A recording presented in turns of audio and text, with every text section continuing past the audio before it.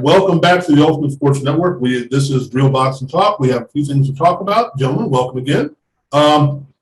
This is an interesting show because there are things that have happened in the last week that kind of played out the way we were talking about them playing out. And having said that, I'm not really happy that it happened that way. I really don't care who wins or loses, but in the aftermath of what's going on, that kind of thing. So let's jump right into that. Obviously, Ortiz Ugas prevailed over Manny Pacquiao. And we can get into a whole bunch of stuff about it, which we will. But the basic gist of it is Ugas looked better. So, Charles, what was the key to this fight, you think? And then John will kind of touch on a few of things. Yeah, no, I just think overall I think Pacquiao had a plan, and that plan worked. Let's say even a couple years ago against Keith Thurman, right? And the things that he normally does with his feet, his quickness, and being able to really use a barrage of punches to really overtake his opponents simply wasn't there. And he mentioned about his legs being tired. I get that too. But even if his legs were there, I don't think he would have beat Ugas. Simply because Ugas, the plan was right. He waited. He was jabbing. He was a bigger guy. And when Pacquiao would come in with his barrage of punches, he'd either slip him or throw something back at him. But the other thing that I think Ugas did real well was oftentimes after punching a lot, Pacquiao left himself open. And Ugas was hitting him with right hands, and he was catching him backpedaling. And the old Pacquiao would not have been there. What we mean by not being there, he would already moved. He wouldn't have been a sitting target or a duck that long. So I think Ugas, it wasn't the greatest performance, but it was enough. And it kind of shows you where Pacquiao was right now. And I know he's 42. He wanted to continue on and keep fighting. And it's noble. And we know how great he is. Does not take anything away from his legacy. But I think just in general, in a way, and I get off this very quickly, I'm glad it was Ugas. Because that was Spence, it would have been nasty. It was already nasty, the way that Pacquiao's face was cut up. You could see where his wife was reacting. And right. Every time he got hit, I think Spence would have really hurt that dude, man. And he might have been a different outcome because he was fighting a different style, but if he fought the same fight he did against Ugas that he went against Spence, Spence would have really hurt that dude. Could have been painful. Yeah. Well, and it's something when we covered the Ricky Hatton fight. Now, again, that was 143 years ago. But what we mentioned in that one was Pacquiao would throw, and by the time Hatton was ready to retaliate, Pacquiao was someplace else. Mm-hmm. And John, in this one, he was in the same spot. Is that just age? Is that the supposed cramps? Or is it a combination of a lot of different things?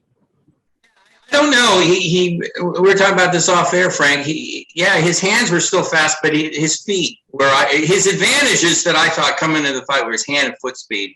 And his hands in the early going, he was getting off, and he won a few rounds in the beginning. But he wasn't moving. He came out flat-footed.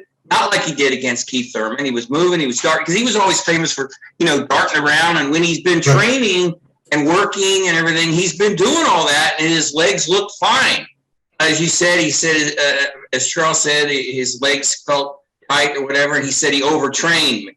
Perhaps, maybe his legs were tired when he got in there from too much work. It happens. Who knows?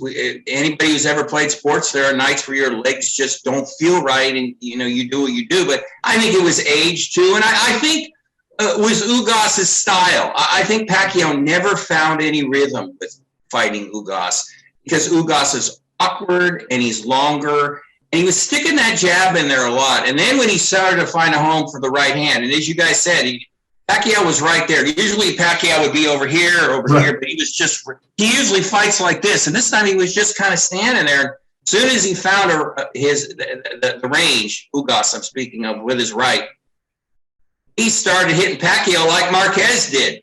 Mm-hmm. I'll never forget the last fight when Marquez came over the top with that right hand. Boom, and Pacquiao crumbled in the corner. That was shocking. And if Ugas had more power, see, I totally agree with Charles. If Ugas had more power, he'd have knocked him out. He was hitting him real solid in the last few rounds, and that would have been terrible. I wouldn't have wanted. I didn't want to see that. I always have a thing with the older fighters or any kind of athlete where I always feel bad when they reach their end or whatever, and you see it happening, and it's sad. Mm-hmm. And this made me sad.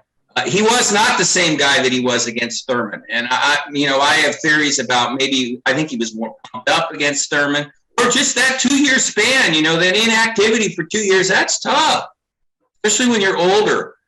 And so it was all the above, but I don't take anything away from Ugas. He is a tough out. If he fights Errol Spence, Errol's going to have his hands full, that guy. He'll give him trouble because he's cutie. He'll do things that Errol's not used to, but of course Errol's got power and Errol's a beast and all that stuff, but Terence Crawford too. But losing to Ugas, who most underrated, is not a disgrace as far as I'm concerned. And I said I hope that Pacquiao exits. Willie, hard to go out on a loss. I get that, but I don't think it matters as far as his legacy goes. But it was just a tough fight, and you could see around the 4th round, if you were a Pacquiao fan, you went, uh-oh. Yeah. And that's the way it went. Now, the smart ass in me says, what kind of costume and headgear was he wearing before he entered the ring? But I'm not going to do that. Sorry. No, I didn't like that. I thought that was funnier, Charles. I was like, I'm done with that. But the question is, I know, mute. But seriously though, here's what, and John and I were talking about this before we started the show.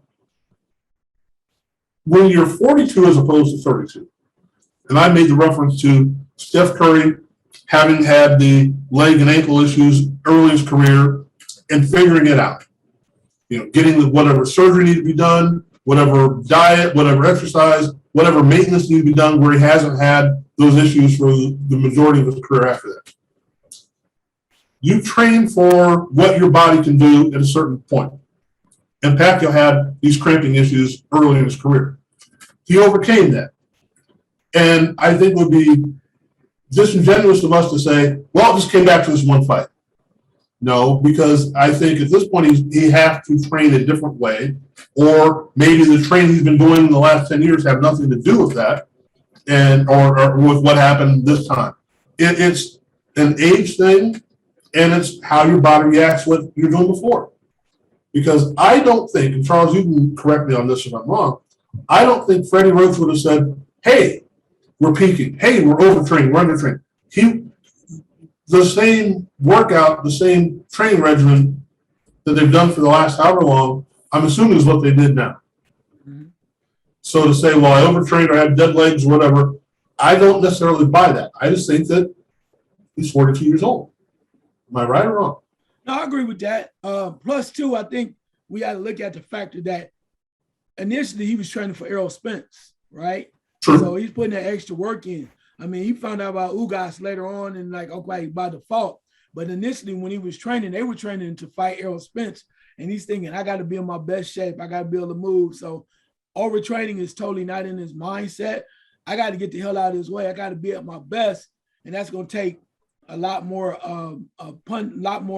work, a lot more due diligence, making sure I'm sharp. And whatever that means, I got to go through a little discomfort in training. So be it.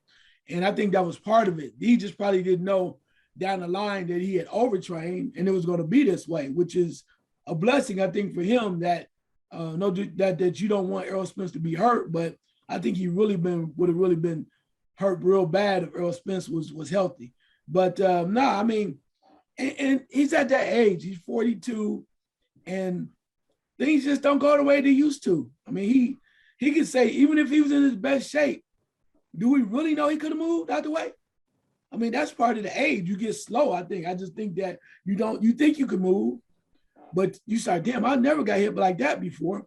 But nothing to take away from what happened, but I think Father Time literally caught up with him, and it's okay. I mean, it's okay. I mean, it was a great story that you said about Pacquiao. We love if he won, we'd have been like, oh, yeah, it's Pacquiao. But at some point, my last point here, some point we would know it wasn't going to last. Somebody was going to get it. It was just, is it now? Another year? Another 6 months? But it was now. Right. And the fact that he was favored 3-1, and we'll let John expound on that if he wants to, that the idea of it being him being that much of a favorite, and we talked about this the last show. We gave Ugas a lot of credit and a lot of respect and a lot of a chance, to the point where, and I have to go back and listen to the recording, but I believe we all said Pacquiao's going to have to bring his A+ game or he could get hurt. We did. So, you know, as the general public, and we're front runners, I get that. And understanding that we said the same thing after Horn. Once he fights Thurman before he could really get hurt. Is this the end, or was this just a blip in the radar? Pacquiao? Yeah. I think it's the end if I'm him, because he doesn't have. I wrote an article, memo to Manny, you have nothing to prove. I don't think he does. If he does, if it's just all, I had a guy arguing with me on that said, look, it doesn't matter about proving anything. It's all about money. I said it's all of those things. It's money. It's competition. It's the fact that he loves boxing.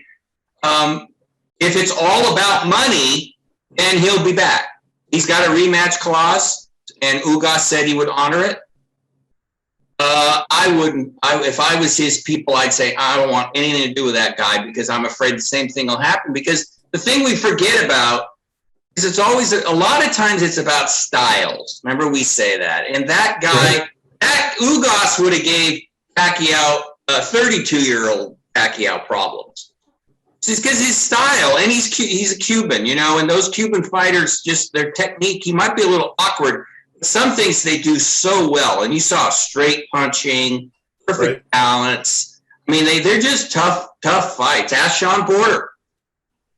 You know, and Sean tried everything. He tried to move, didn't work. He tried to box on the inside, didn't work, and he got, in my opinion, gifted with the decision. Right. So if I'm Pacquiao, yeah, I mean, he really wanted to fight Errol Spence, and I can get that. But you know, after this, if it would be like this, if you're honest with yourself, you say, okay, look, if I fight Errol Spence, it's next year. I'm 43, going to be 44 that year. I think I've lost one of my advantages, which is speed. So with my leg speed, I still can punch pretty good. My hands are pretty fast. What am I going to do when Errol Spence starts going downhill towards me? Because that's how he fights, downhill. How do I get him to back up? I'm going to have to hit him. I almost have to go in there. Kind of like he did, if you guys notice. He came in there real hard against Ugas. He started firing punches. Like it was almost like he wanted to see if he'd get him out of there early, because he knew something was, you know, amiss. Mm-hmm. And he would almost have to fight that same way against Errol. And Errol Spence would just, I think he'd just start banging him to the body like Ugas was doing, and he'd stop him badly. Mm-hmm. I don't want to see that. Right. I don't want to see that. This guy's going to run for the president of the Philippines, you know. Walk away. If you want to have an exhibition in the Philippines, call it a real fight, I don't care. You've earned that. Go for it. Right. You know, go home, have one more win. If you hate that 62-8, you want to be 63-8, that's fine. But bring in somebody and stop them in 4 or 5 rounds, go out of the ring. That's like I wish Muhammad Ali had retired so badly when he fought Deion Spinks the second time. It was so perfect. Boom, done, ended, right.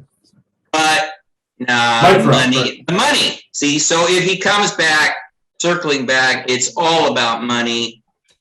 I sure hope he doesn't, but you know, it's so hard for these guys. I think he's going to retire, though. I do. From what he was saying afterwards, I think he gets it. And his wife is probably really, and you saw her like this. Yeah, that says a lot to it, right? Probably saying, look, we can't do this anymore. It's too dangerous. And you want to end up a cripple or whatever. I mean, it's dramatic, but you know, he's been doing this since he was 15. That's 27 years. So I think I believe he'll quit, but I will not close the door. Him saying a year from now, I feel refreshed. I feel young. I've been resting. I feel great. I'm back. That's what happens a lot. Well, Charles, we're looking at something here that may be unprecedented, but we have a welterweight division that is now, even though it's not in flux, it's in flux. So where do you see the welterweight division right now after this fight? Well, I mean, Ugas now is going to, since he has really staked his claim at the WBA title, you know, I think there's going to be a lot of people looking at him trying to say, I think I have a shot. And, you know, I've heard that Sean Porter, they might look at Sean Porter as a rematch. You know, if Porter does not fight Crawford, that is, and I think that's the fight everybody wants to see, is right. Because it's the one that kind of makes a lot of sense. But then you're waiting on Earl Spence to come around. I think it's an opportunity for one of these young guys to come up, though. You know, when you talk about it, the 147, so, you know, Danny Garcia is talking about moving up to 154. Keith Thurman is just talking. So we haven't seen him fight. He's just talking, so he's trying to be relevant. But I think it might be time for a young guy to step up to really take a chance. If I'm a young guy and I want to take a chance, I'm saying to myself, I feel pretty good at 147, or I can move up to 147. I'm calling out Ugas. And I'm telling you why. Right. I'm telling you why. Yeah, he beat Pacquiao. Yeah, the styles is there, and he's a tough out. But he also has some flaws, I think, that somebody a little bit more skilled, a little bit more refined can get him, because there was times where Pacquiao was hitting him that he seemed very vulnerable. And I think a young person with the right style, right situation, they might be able to get him.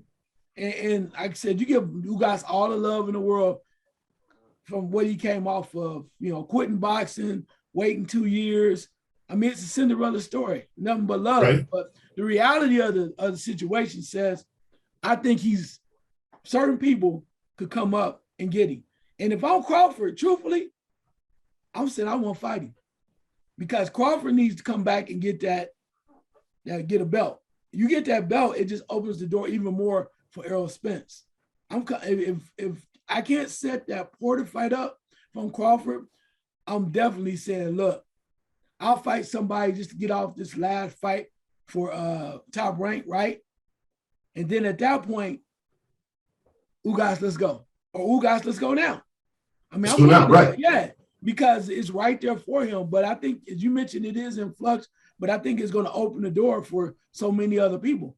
Now you get to see some of the young guys that might want to step up and say, I'm going to take my shot, because that's how it works and that's how it rolls. And I think overall, I think it's going to be good overall for boxing, because now a lot of people watching Pacquiao, the cash cow, leave. He's probably going to leave. Last thing, if Pacquiao, if you are going to come back, bro, do me a favor. Come back, take some time out, come back. Fight Mikey Garcia, man. That's a safe fight. Okay? Fight Mikey Garcia. Don't deal with the big dogs no more. You had nothing. You still get paid, you know, or let's do an exhibition. Let's call Floyd.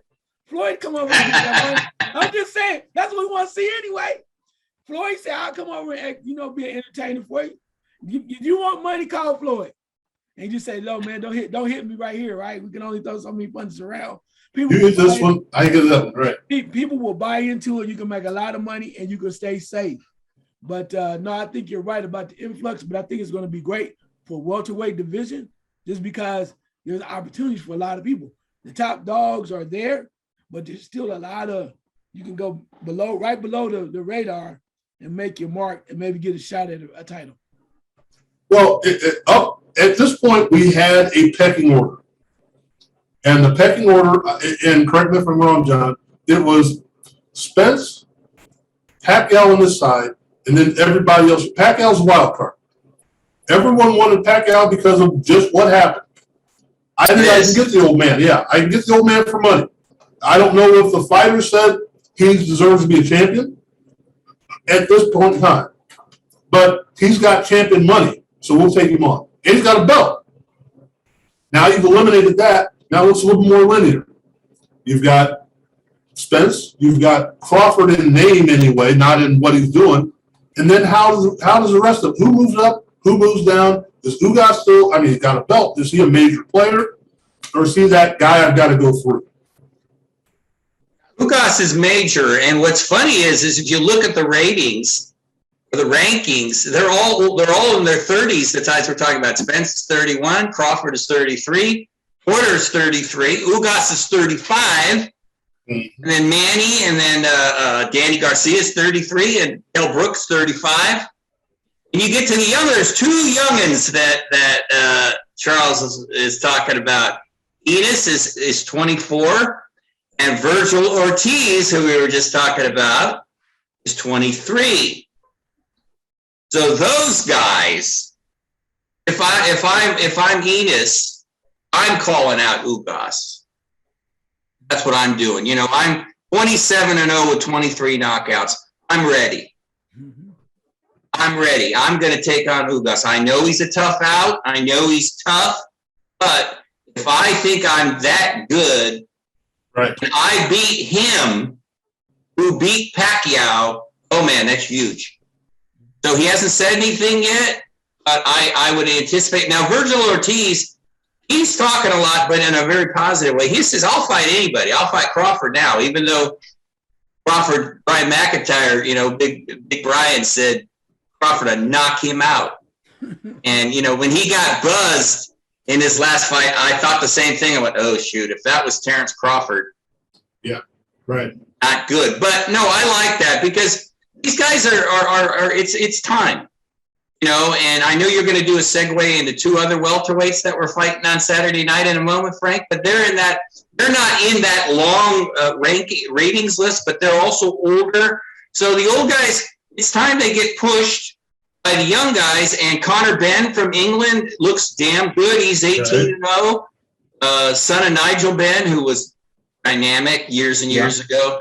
So there's who else? I'm looking because I'm not that. My memory's not that good. I got to look at the name. Jamal James is 27-1. Another young guy. He's in his 30s. But there are some names that aren't getting their due because of these old guys have been dominating for so long. It's time, you know. But they're going to have to make noise to get the fight, and I hope they do. I hope Enos gets in there and says, "Look, I'm ready for this guy. I'll fight him any day." Well, and you mentioned Nigel Benn years and years ago. I think he's younger than I am, so don't say that again like that. The idea of, but just what you said, you've got the older guys up here and the younger guys down here. Charles, the younger guys, do they have a snowball chance at anything in their next fight getting to one of these guys? Or are they going to have to eliminate themselves before? Because we mentioned 7 guys just off the top of your head that are 30 or close to or above, that they're not giving it up. So if you're looking at matchmaking and big money and all that, if you're Virgil Ortiz, you can call out whoever you want. You got 6 guys to go through before you get to the money. Yeah, that's true. I do agree with John on that because I think Ortiz, like you said, I think he needs a little bit more developing, right? That's just me. He might be able to go against the Ugas and he might be able to find a way to get it done. But then after that, it's like, okay, are you really ready? So maybe you start to stay on the level that you're on and slowly work your way up. But I do agree with Ennis. I think Ennis is, you know, you got a shot, you throw hard, you bang, take a shot. Why not? If you lose, you can pull the old Canelo thing. Okay, I learned my lesson. I lost to Floyd. Right. I lost to one of the best guys. He's the top guy. I got buzzed. I'm going to find my way back. I only have 1 loss. So, yeah, Ennis has nothing to lose. Ortiz, because he's so calculated, the whole Golden Boy thing and where they're trying to work him out, you know, as far as move him up strategically, get the money. You know, he's trying to put out something like he's ready. I think he's trying to say he's ready for level 12, but he actually might be on level 9. He could go to 12, but you really don't belong up on this floor. But I think Ennis, because of the fact that the way he throws his hands and he has that power, he has nothing to lose, and why not take a shot? So he may not have the super backing that, and you're not getting all the publicity that Ortiz is. So if I'm Ennis, I'm like, yeah, I think he has a legitimate shot. But again, when we know about boxing it's all about choosing the right opponent, right? So choosing the right opponent, with that being said, Ugas is right there for him for the picking. We've seen it all the time. Roy Jones moves up to heavyweight, fights the right guy, Ortiz. Everybody picks their right opponent. You do that, you get a belt. Canelo. Anyway, I didn't just say that, but you pick the right people and you you pick the right people, you can move up. So why not take a shot? Now, do you want to step into the ring with Crawford and maybe Errol Spence Jr.? Probably not. But Ugas showed you, I'm a champion, hard worker, even beat Crawford in the amateurs. A lot behind him. But then again, if I'm in it, I'm going, you know what? He all right. Or should I say to those that are using the correct King's English, he's okay. So anyway, but no, if I'm in this, I'm like, look, yeah, let's take a shot, man. If he wants to do it, if he give me a shot, let's take a shot. But again, is Ugas going to go down that road, or is he going to step up and go, if I lose, I might as well go for the money? Be interesting to see what happens. He has a snatchery disappearances.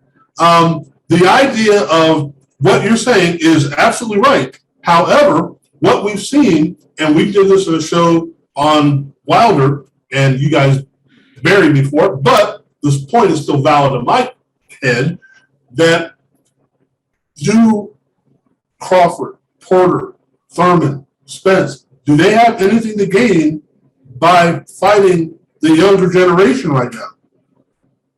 So as much as these guys, I know, as much as these guys, the younger guys say, I want this fight, why would I fight? I've got money over here for somebody my age and somebody proven.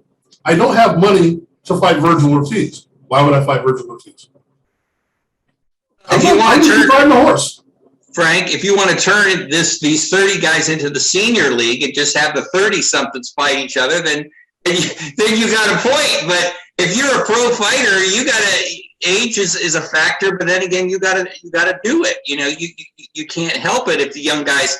I mean, if I'm Keith Thurman, hell, he just fight somebody, Keith. Well, okay, true. Fight somebody, Keith. I mean, he rarely fights him, and he's a really good commentator, and he's got a career outside of boxing, and that's great, and that's not surprising because he's articulate, smart, and all those things. But if he's serious, he hasn't fought since he fought Pacquiao. Right. But would he risk taking on one of these guys? Well, if he's as good as he thinks he is still, and if he beats him, then he automatically gets a title shot. So it's like we were talking about gambling. It's risky. Boxing is riskier, and he's sometimes, we got other guys here. Jesse Vargas hasn't done anything for a while. He would be a good fight for one of the young guys to take on. Jesse is also 32. This is like that old TV show, 30-something. Right. All these guys. Broner, well, I had to throw Broner in there just to make Frank uncomfortable. Broner's 32 also. So, you see what I mean? So there's only a few young guys so they got their whatever they want. If they, as far as making requests, whether they get it. But, I do hear what you're thinking, Frank. But see, the thing is, the reason that I get like, what, is because you're not supposed to think that way as a boxer.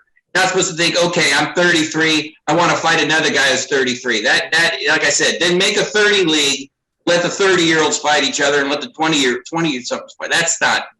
That's not the way it's supposed to be. Joe Louis would have never fought Rocky Marciano if that was a thing. Right.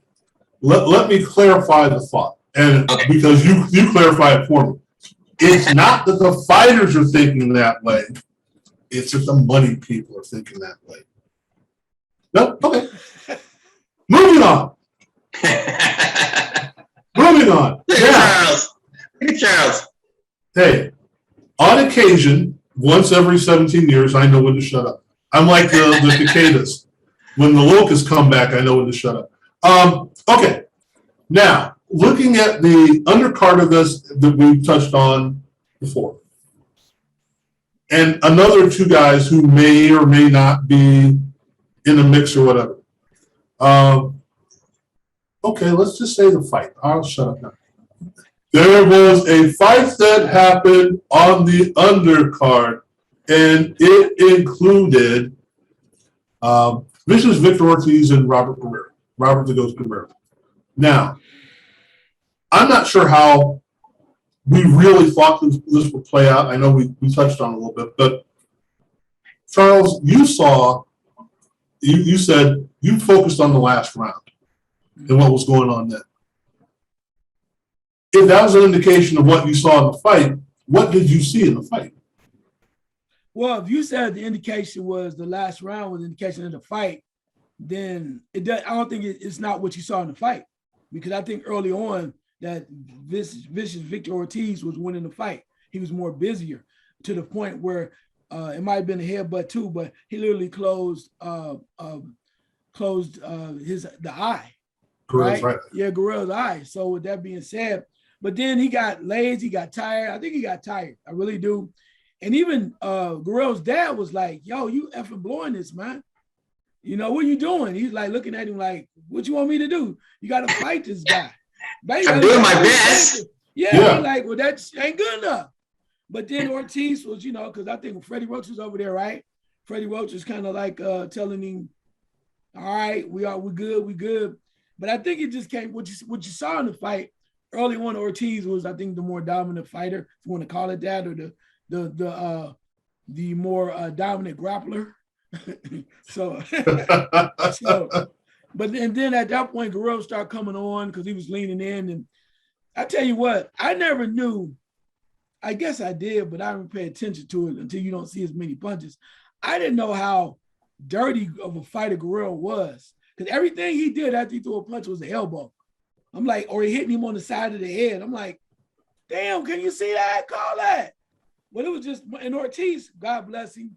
You know what? You could cut his eyes out, man, and he'd still be right there fighting and smiling like, hey, I'm a boxer. I'm in here. I don't care. Let's get it done. But I think Guerrero started to come on a little later. Ortiz got a little bit more lax. And honestly, I thought it could have been a draw, because as I went back literally, as I told you guys, and watched the last round just to make sure, you know, maybe I saw it differently. And I saw him roughing up and everything. And Guerrero was more busier, but I'm like, well, what about 1 through 5 when you was getting your eyes closed? So I thought it could have been a draw. I think it should have been a draw, because now you had Guerrero running his mouth afterwards talking about, and he has the right to because he won, but as talking about how he's ready, looking for another opportunity, and he's ready for take on some real people. Man, anyway, Ortiz was like, you know what? Y'all got me again. And I was like, you know what? I don't agree with you, Mr. Ortiz, but damn it, I'm with you. John, is this the case of two guys that should have been matched together were matched together? Or is this a case of two guys that maybe one of them or both of them are still ready to fight? It was a good fight because of the match, or is it a good fight because they are who they are?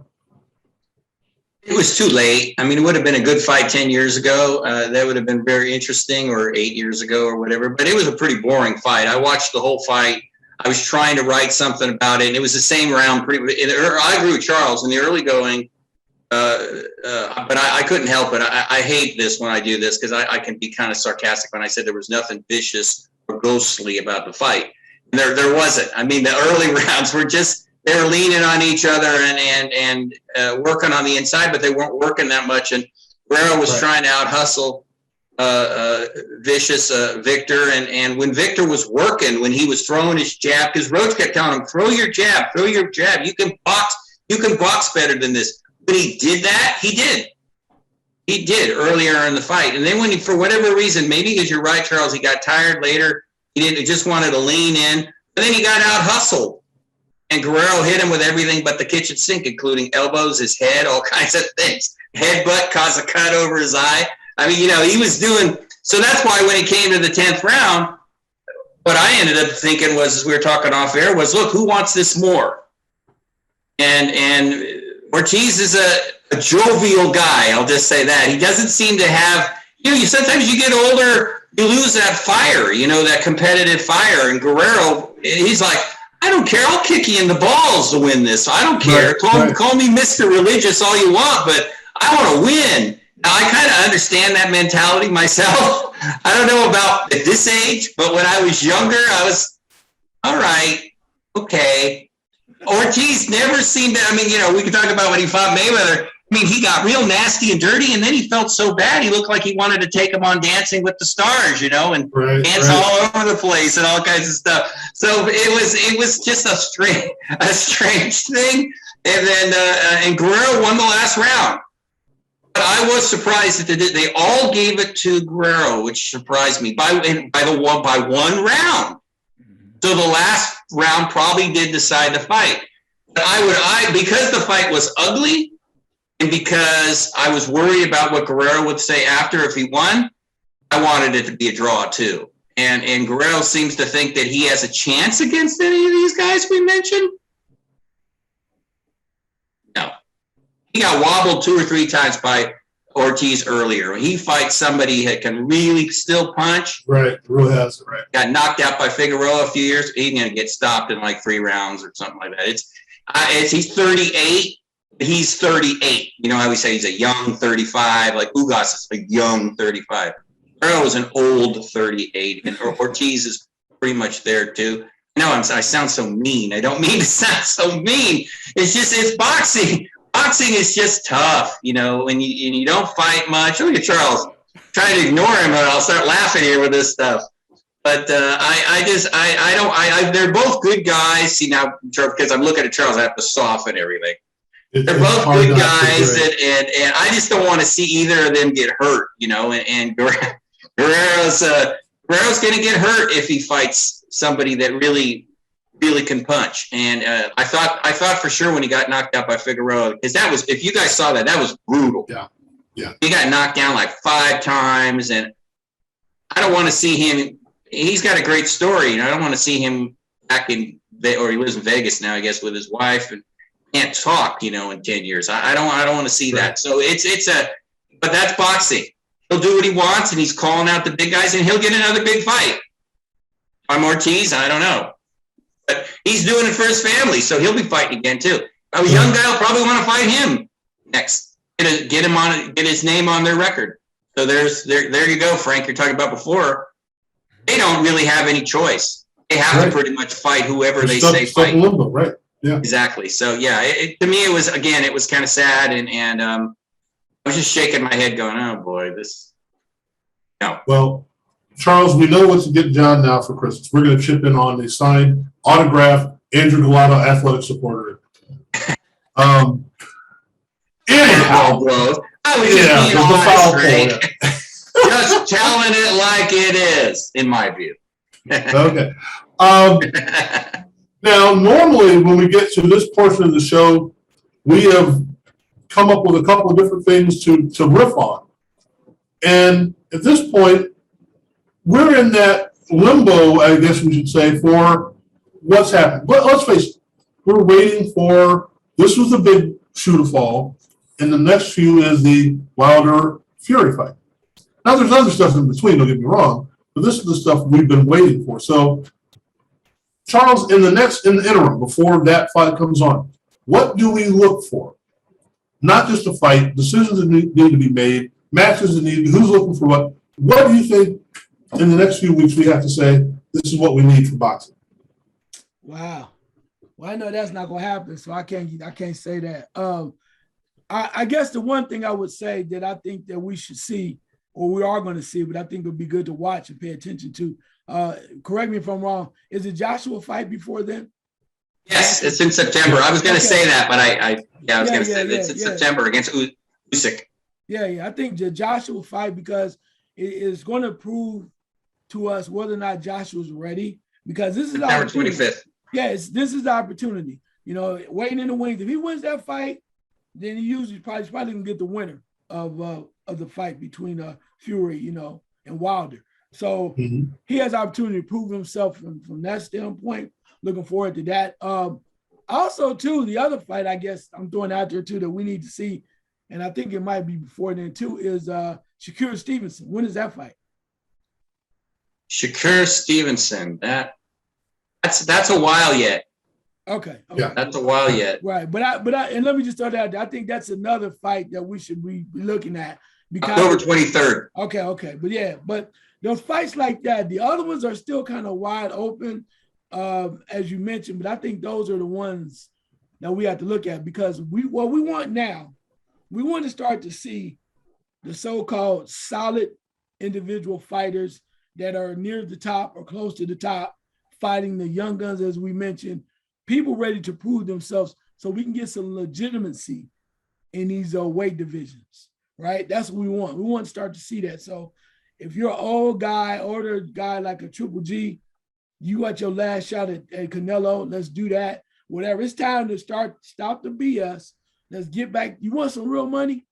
Let's start to line up these real fights. The other thing too is, what's Crawford going to do? He has one more fight with Top Rank. And is he going to say, oh, everything is forgotten, Bob Arum and Top Rank, I love you, staying with you? Or he going to say, you know what? You done put me off for the last time. I'm going to be a free agent, but I'm going to work with Al Heyman and PBC to get all the money. So I think that also to answer that question, we legitimately need to come up with a solution for Bud Crawford for coming up now. We need to find out what he's going to do. And I think that's going to put a lot of things in place, particularly with the welterweight division. Once he decides this is my last time with Top Rank, or I'm going to move on to other things. Well, the thing, and you used the phrase I was going to use. We need to, in these next few months, put pen to paper for several different things, and let's get it going, folks. If this is what you're going to do, now you may put pen to paper, and the fight may not actually go off until next March, but we need to get these things lined up for a lot of different reasons. Like you're throwing in Al Heyman, you're going to throw in Eddie Hearn. They need to make the match. They need to get it on the schedule so they can start promoting and putting it together, and we can do the same. But right now, John, what else is coming up that we're in the next 3 or 4 months? We're going, we got to have this that we know of. The boxing nerd in me, I mean, I love the human issue of Warrington-Lara rematch coming up September 4th. That one, to me, is huge. I'll probably be, me and about 5 other Brits will be talking about that fight. But that is huge for Warrington. I mean, this is his career. You know what article's coming out on this one, guys. Career crossroads, whatever cliche you want to use. This is it for Warrington. He has to beat Lara. He has to beat him. That's it. He doesn't. That's as black and white as I can see it in boxing. I mean, he'll go down so far. Can he come back after getting knocked out so brutally by Lara mentally and fight him again and beat him this time? I mean, this is really that whole psychological thing that we love to talk about. And that's in 2 weeks. That's September 4th, or next week. That's next week, what I'm talking about. And then the boxing nerd has to go. Katie Taylor, who I never miss. She's fighting also on that card. And Oscar Valdez is on the 10th. See, so if you're talking about the big ones, but you can't miss, I have to throw this in just to bug Frank because I like to do that. Oscar De La Hoya is fighting on September 11th. It's bugging Charles more than it's bugging Frank. So Andy Vences is fighting. David Hay is also fighting on that card. See, now there's your old timers card. So there's that. And I like the Stephen Fulton Brandon Figueroa fight on the 18th. That'd be good. And then Joshua and Usyk, which is fascinating, on the 25th. So yeah, sure. We want to talk about Wilder and Fury on October 9th. And then that's huge. And then Jamal Herring against Shakur on October 23rd, Frank. So, and let me throw this in about Terence Crawford real quick, as you're saying. So we got a lot of big fights coming. Wouldn't it be cool if Terence Crawford did one of two things? He says Bob Arum to him, see ya. And he either signs with Richard Schaefer or Floyd Mayweather. Would that be the coolest thing in the world? I would love that, because that would be a... Yep. And I think he should do that to them. I do. I think Arum and Top Rank has not treated him well. So I hope he does something that really, I'll keep it clean since it's a family show. It really shoves it to Arum, because I think the old guy, he's grouchier than I am. I think he deserves a little bit of that. Some of the things he said. And I think, and I'm trying to scroll through this in my head, I think there's a Benavidez fight coming up as well. David Benavidez, I think. Yeah, there is. Benavidez he's fighting too. So, I mean, for the casual fan, there's nothing huge until that. But again, Laura Warrington, that to me is must-see TV for all that it represents. Because we went from undervaluing Warrington to finally saying, this guy is the truth. He's legit. And just when we finally give him his due, bam! Yes. Whoa. And we didn't even get, for the most part, we didn't even get the right Lauren. They said, oh, well, that's but no, it's Mauricio. It's not Arislandi. Remember that. So there's a huge thing. I think Benavidez is a big thing because that shapes up where does Canelo go? Who gets in the middle of that? Canelo was fighting Plant. You saw that. Canelo was fighting Plant on November 6th. So right. So at some point, someone is going to have to step in that division and say, you're talking about this and that. I'm the guy. And if Benavidez looks like he can be the guy, but someone in that area is going to, the next guy you fight has got to be me. Quit looking for this guy, looking for that guy. I'm the next guy. So I think Benavidez can maybe do that, can show that. But my concern is that for the casual fan, is that we don't have enough for them. And for the heavy duty fan, there's still stuff hanging out there that should be hanging out there. Again, I can do the Gary Russell Brunner thing all day long, but if we're back to normalcy, which we're not yet, but we're getting closer. If we're back to normalcy, we start seeing these things slot themselves. There should be a Tank Davis. There should be a Loma. There should be a this. There should be that. These guys should start finding spots. As Charles said, where's the Harrisons? Where are all these guys that are right there on the cusp? Let's get them back now. The guys that lost the fight against somebody good, and neither one of them have fought since then. If we're getting back to it, we should have a slew of fights, at least scheduled, from in the next couple of weeks or next couple of months to say, now, 2022 is going to bring us boom, boom, boom, boom, boom, boom, boom, boom. And right now, I don't know what we have. And, Frank, you're right. And that was a great point because the junior middleweights, those guys we love. It's like we're the only ones who love those guys. Lubin and Jared Hearn and Tony Harrison. They're all such good fighters. And they fight, and then they're gone. We don't hear anything about them. Why aren't they fighting again this year? Why they have nothing scheduled the rest of the year? I don't get it. I don't understand the promoters. I don't understand their managers. I don't understand them.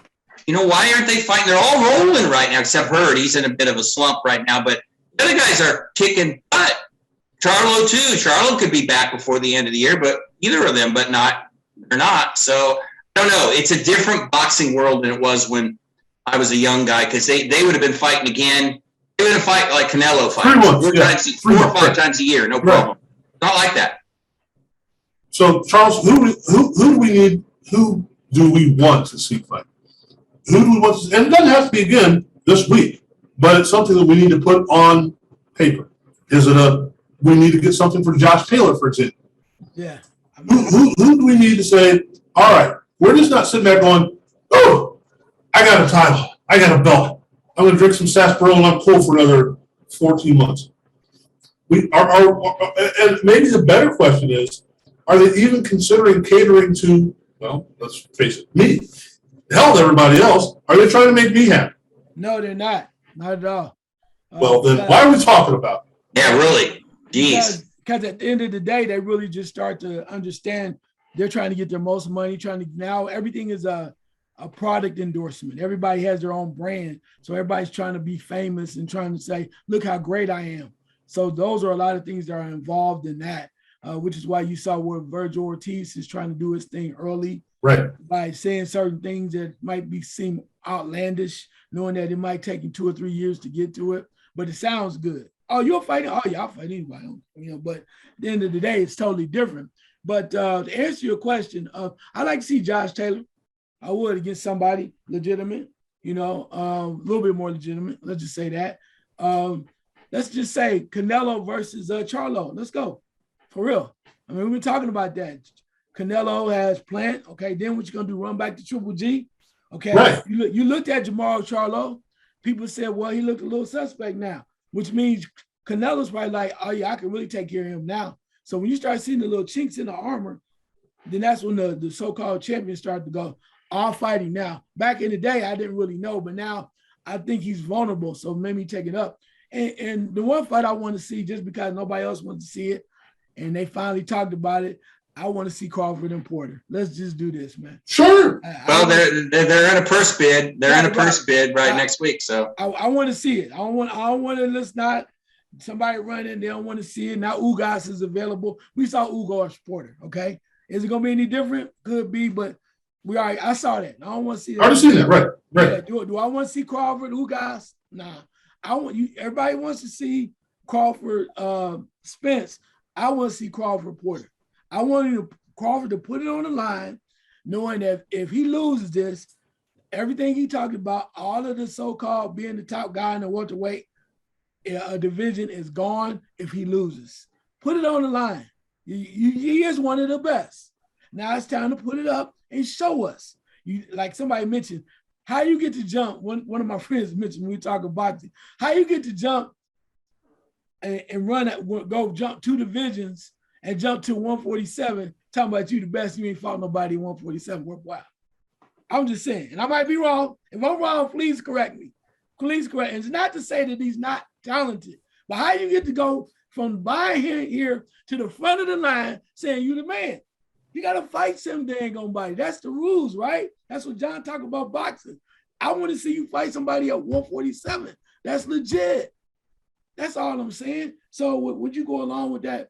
Moving forward, just prove it. You proved it over here, but there's somebody at 147 that's legit. Porter is right there in your face. That's your guy. Y'all trying to talk about it. Well, we friends, we don't want to fight. The money is there.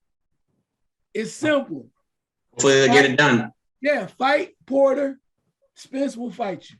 I believe that with all my heart. Because legitimately, the one guy that gave Spence a lot of trouble was Porter. Yes. Mm-hmm. Right. Well, my take on that is this, and this is gonna be 2 different things. Terence Crawford should be able to fight whomever Terence Crawford wants to fight. I think he's that good.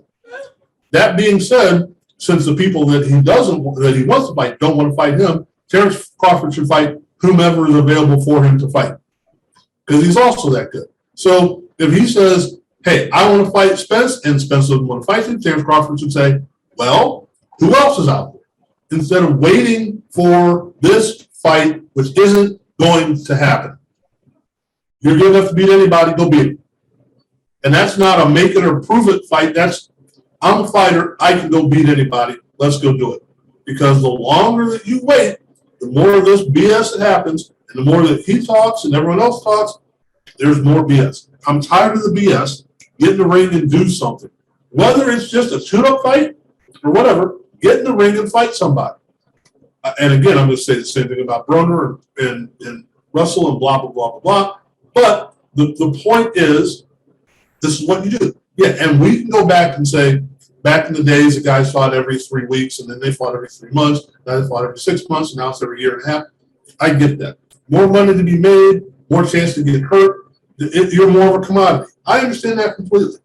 But if it's been this long, just come out and say, I'm only going to fight. And I'll give Gary Russell credit for this. He doesn't say, I'm going to fight this guy, and then it didn't fall in. He's not making contracts or trying to make it. He's like, I'll fight when I'm ready to fight. And you all have to deal with it. I'll give him credit for that. If Crawford's calling people out here, if you're calling somebody out and it doesn't work, fight somebody else. You obviously want to fight, so fight. And like Keith Thurman isn't really saying, I got to fight, because he's got another gig. So if someone calls him out and he says no, he's got a legitimate reason to say no. So for what you say with Crawford, go get somebody. Doesn't matter who it is. And we've got guys, remember, again, we were talking J-Rock, we were talking Harrison, we were talking this guy, we were talking that guy. Why aren't they out there? Why aren't they at least made a deal? So I'm not blaming the fighters, I'm blaming the promoters. And this is the pie in the sky, what do we have to do, John, to make this work? As we talk in politics, should we have term limits on Bob Arum? Is that what we're trying to do? I wish. He's a good promoter, and he's been around for a million years and all that, and he's done a really good job for a lot of fighters. He's handling Teofimo Lopez perfectly. I don't know. That's why it doesn't make any sense. It's maybe he's like the old parents of yesterday, where you had favorites, and when you, with your favorites, they get the best, and the other ones you just manage, and you go, yeah, well, that's fine. But and that to me is crazy. Why he didn't bring Terence Crawford to Vegas? Why he didn't bring Terence Crawford to New York? They're always talking about attendance. Oh, F that. Get him some publicity. Get him fighting, fighting the big fights. I don't know. It's always been a mystery. He always blames Terence Crawford.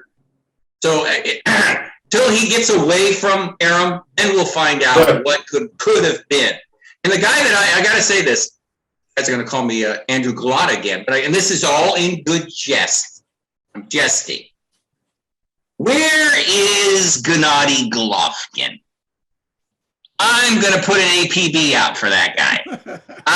I haven't heard, the old joke, you looked on the back of a milk carton, you might see his face. But I have not seen that guy. I haven't heard anything from that guy in so long. I don't know. I don't understand that. I mean, is he just going to wait till he's 50 to fight Canelo? I mean, I don't know. I don't know what Frank's doing up there, but he's got something planned. But I don't know what's going. I don't know what's going on with Golovkin. You're not going to get any better when you're 40. If anything, you're going to get worse. The only thing I can think of is he's doing what you just said, Frank. He's not saying it.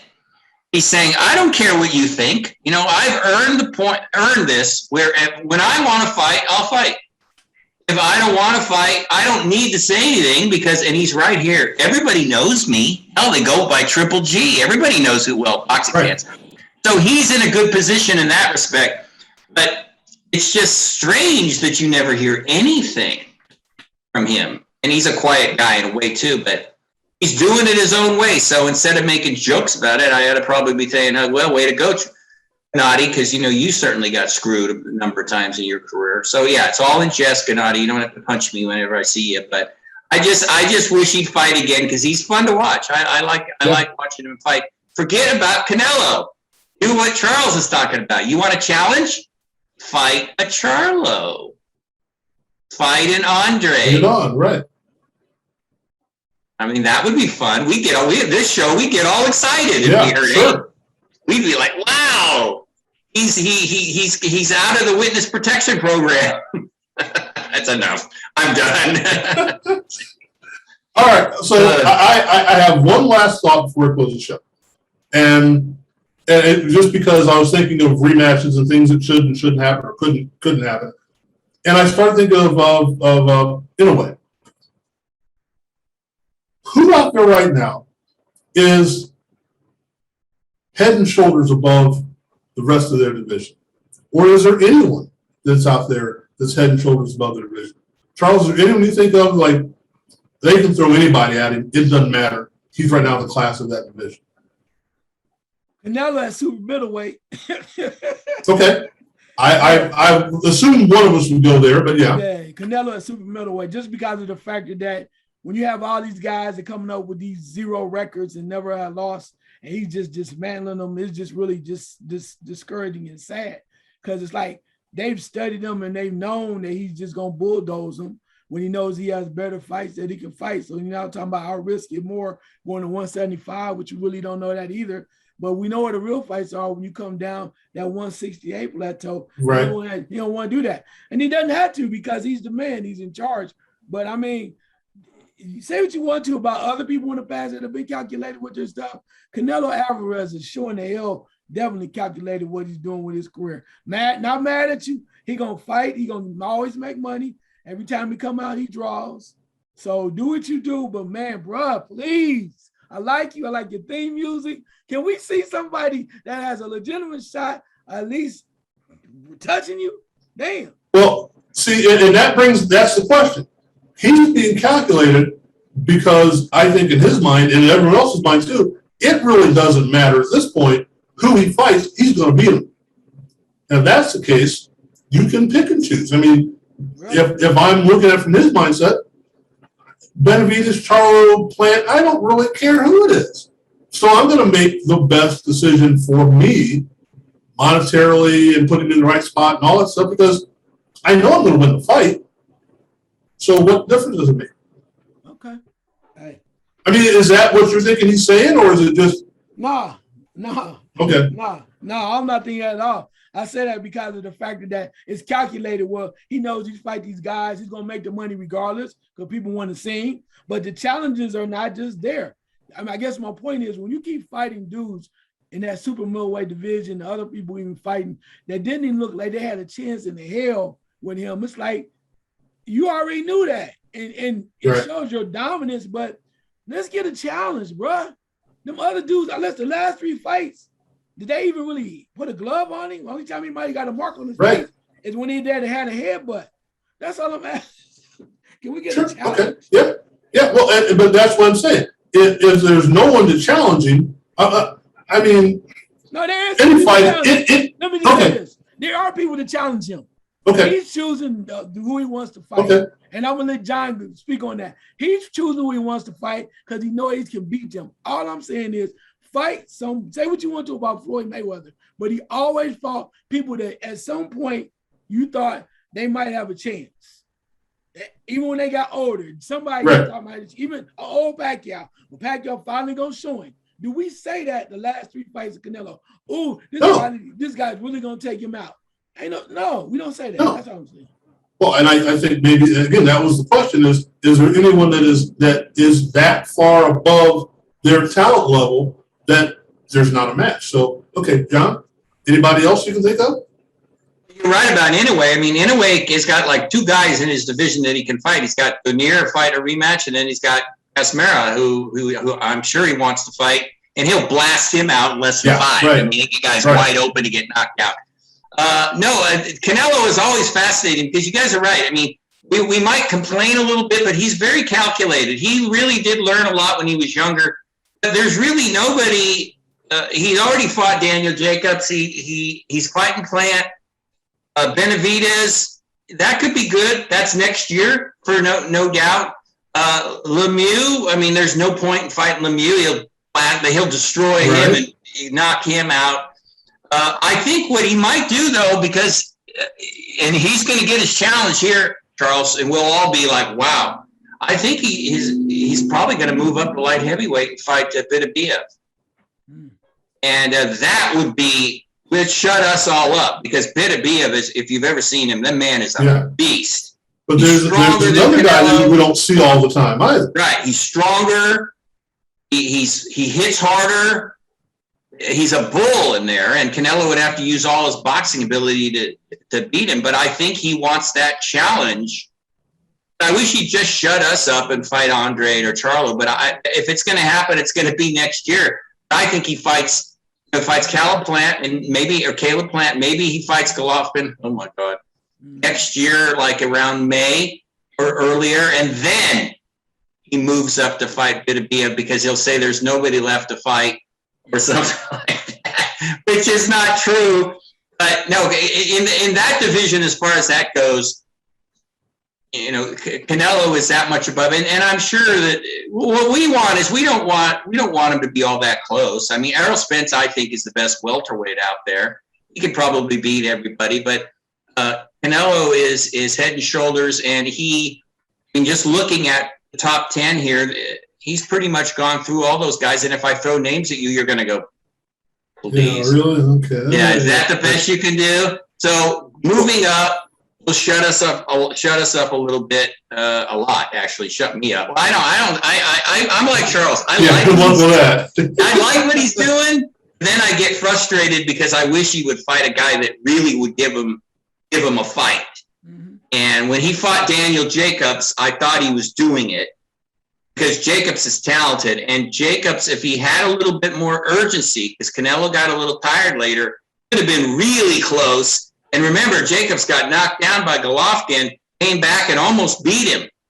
So Jacobs has got that skill. Not no more probably, maybe because he's 34, but that would be imagining a Charlo fight with Canelo could be similar to that.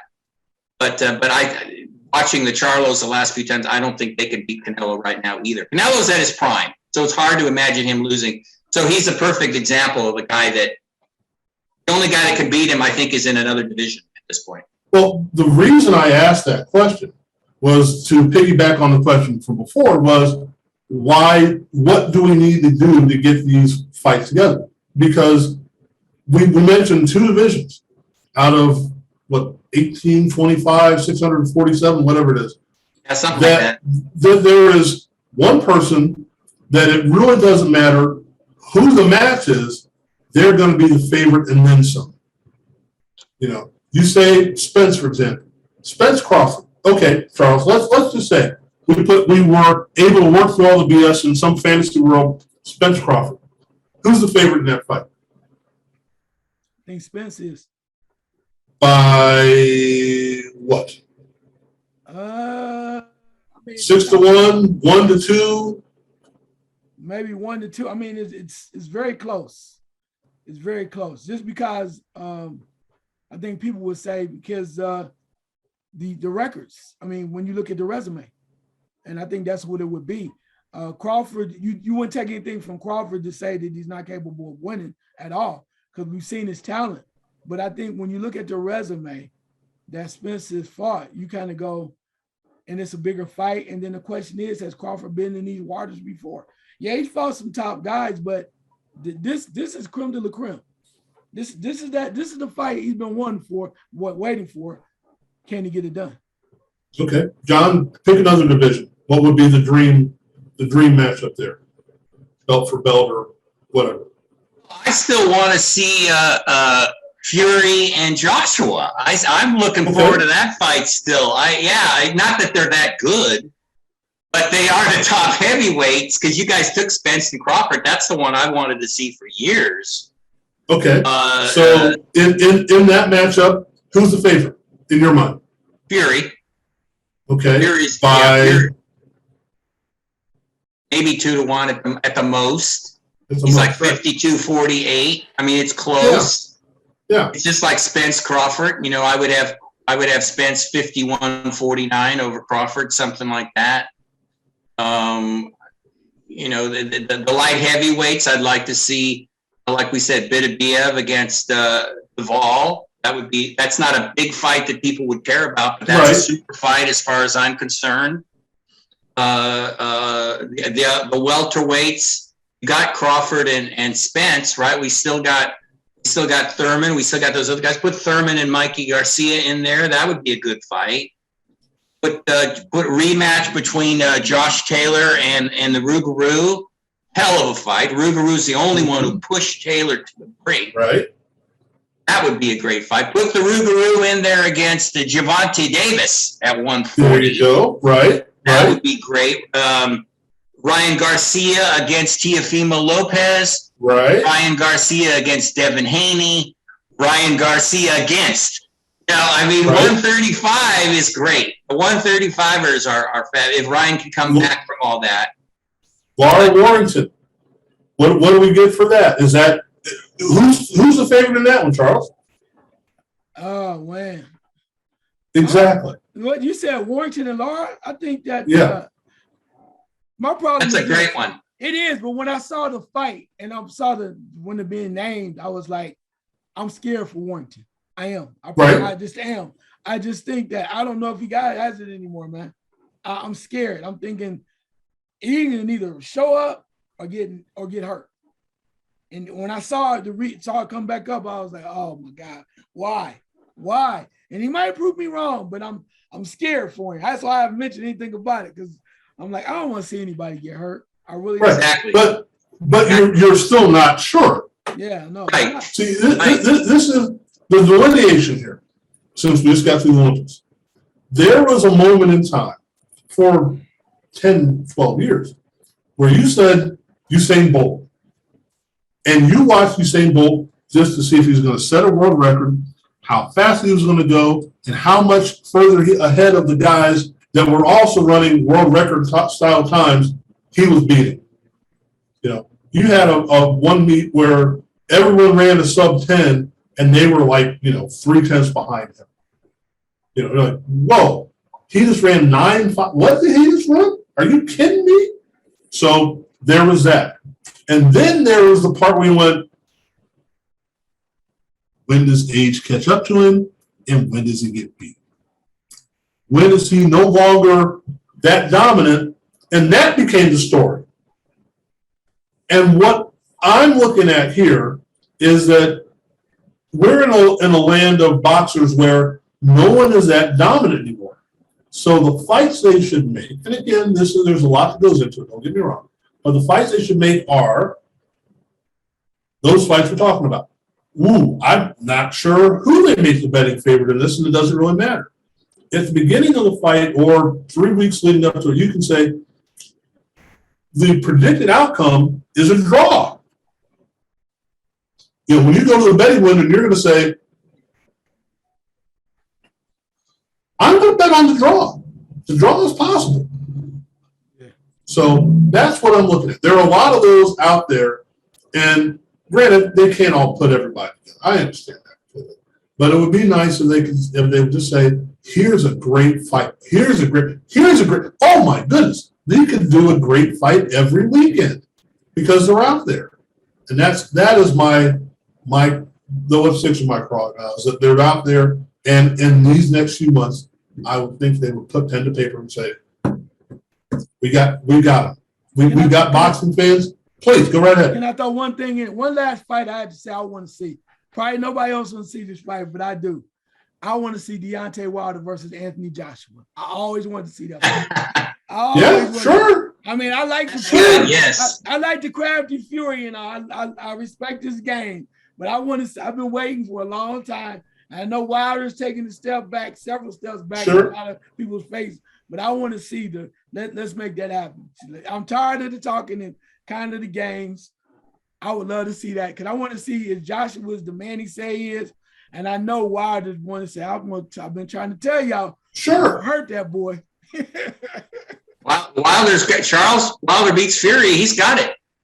He'll get Joshua next. I hope so. I want to see that. And the thing that we tend to forget, because we see the most recent thing, and again, we can say this any number of times, Wilder's lost one fight. Yeah. Wilder's lost one fight. You can't can mention his style. Yeah, you would think you think that he was 22-20 right now. Yeah. He's lost one fight. Yeah. Yeah, you know what? And he reminds me a little bit about his aura like George Foreman was. George Foreman was 37-0 with 34 knockouts. When he lost to Muhammad Ali, suddenly he was no good anymore. Yeah. Right. Yeah, he wasn't that. Now, Wilder isn't George Foreman, and George Foreman likely would have knocked him out. But the point is that Wilder has been very disrespected. I agree with you guys. I mean, he's some guy who just walked in the street and started knocking out guys. He's got skills. It's just because his style is so whatever it is, but whatever it was working. So he deserves more respect. And then some of the things he said, I would have knocked out Mike Tyson in less than 2 rounds. I mean, some of the things you say, you shouldn't say. He did. He said them. That hurt him. People are like, why did he knock you out in less than 2 rounds? So it's one of those deals where he got himself a little bit in trouble with that, but he's got a big opportunity to redeem himself. So if he goes out and knocks out Tyson Fury, which would be pretty cool, because I love those kind of stories, that would be and then he could do everything he wanted, like Muhammad Ali when he beat George Foreman. Remember, and he's in the locker room, he goes, I told you I was going to, remember that? That was the coolest thing I ever seen, and he's all serious because he was kind of annoyed. Right. I told you I was going to beat this guy. I told you, and it was so cool. And he wished he just retired then, but he did. But I told you, and Wilder could do the same thing. I told you. And what happened? Probably not, but would be cool. I think that's the moment we're looking for. And I think we just had one of those with Ugas beating Pacquiao. It's like, now he's not going to come out, and that's not his way of doing things. Like, yeah, I deserve to be in this fight. And I would like to, and we'll close it with this. I would like to have polled people. The honesty poll is what we'll call it. Poll people before the fight and how many people gave Ugas a chance. And then poll people after the fight and have them say, yeah, that's kind of what I thought would work out. Pacquiao's old and all that. The honesty poll. Okay, so we came out and we said, we'll tie it up nice here. We came out and said, beware. And it's not just because Pacquiao's 42, but part of it was Pacquiao's forte, but this guy isn't a bum. So beware. And we can say after the fight, see. And real fast, Frank, the other time that happened to me, at least being the boxing nerd I am, was when Oscar Valdez knocked out Barrichello, because everybody was saying Barrichello was going to knock him out. Right. And he was doing that. I told you. I mean, he was at the top rope. Let's say, and I told you, but he was, you know what he was implying. You underestimated me. Big mistake. So that was another. And Charles, and again, we have been saying, hey, I've been reading about this Burchell guy, but did you have any idea that Oscar Valdez had a chance? That he was even a player in the game? Other than like 2 weeks before he went, oh, look at his record. Maybe he's somebody. I mean, I did, because just the way he was talking. I mean, you could see that, I mean, the way that the two styles coming together, and he was like, dude, y'all don't know me. You know, it's kind of, I think somebody else had that, one of those moments the other week was Josh Franco. Yeah. Right, Josh Franco, right. Because y'all was, everybody like, y'all was down with Maloney. I tried to tell y'all. Didn't y'all see the first fight? Yeah. And as we broke it down, we did say Maloney wasn't the winner overall, you know, and granted, he wasn't going to lose the second fight. I give you that. But Franco, in an extended period of time, was the more dominant fighter. Yeah, because I remember real fast, Frank, you said, does Franco have a chance? And Charles were like, hell yes, he has a chance. I mean, he's got a great chance, because he could use what happened in the second fight to improve for the third fight, and that's exactly what he did. Right. So that's why, like I said, you get caught up in the what have you done for me lately? Sometimes you got to forget about that and start fresh. And in closing, we mentioned a lot of names in this thing. And we mentioned one name at the end who probably should have been included with all the other people, Oscar Valdez. Maybe the most overlooked champion in boxing right now. And he's fighting again in a few weeks. Yeah, what he did was highly impressive. Yes. No matter who it was he was fighting, and he's fighting a guy that I think Burchell was 37-0 at that point? 33 or 37-1 with like 33 knockouts. Yeah. Invincible. Everyone said he was invincible. Right. And he got vinced. Yes, he did. Brutally. So when we do this, and I think we do a pretty good job of looking at more than just records, more than just the buzz, more than just what people are saying. But also part of it is there are guys out there that deserve our respect. And unfortunately, we don't give it to them. We collectively, individually, we don't give it to them. And I think that's something, again, this was the germ of the minor league boxing channel. But there are guys out there that should get more respect. And I think of most of them out there, Valdez is one who was shortchanged before he became the title holder and is shortchanged now. So we're going to do our best to fix that. So thank you once again, folks, gentlemen. One more time, we rock and roll, and I will Buddy Rich our way out of here. They happen to be sitting next to me. So anyway, yeah, Charles is the drummer, not me. So later.